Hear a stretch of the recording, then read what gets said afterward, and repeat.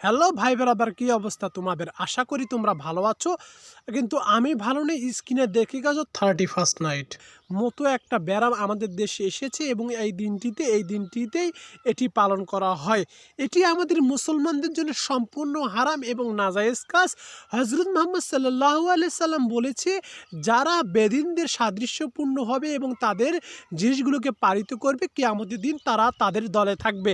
তাই এটা আমাদের জন্য অনেক ভয়ঙ্কর। এটা আমাদের থেকে দূরে থাকতে হবে, কারণ এটা আমাদের উৎসব না। যাদের উৎসব তারা পালন করবে, এবং যারা আমরা এটা পালন করি তাদেরকে বলবো উচ্চ স্বরে গান বাজনা এবং মদ্যপান এবং নেশাগ্রস্ত পান না করে এর থেকে বিরত থাকবেন। এবং যদিটা পারেন যে নতুন বছর উদযাপন করতে চান, তাহলে আমি বলতে চাই 2 রাকাত নামাজ পড়ে বলেন যে এই গত সালে যতগুলো পাপ করেছি সবগুলো আপনি আমাদেরকে মাফ করে দেন, এবং ভবিষ্যতে নতুন বছরে আমাদের নতুন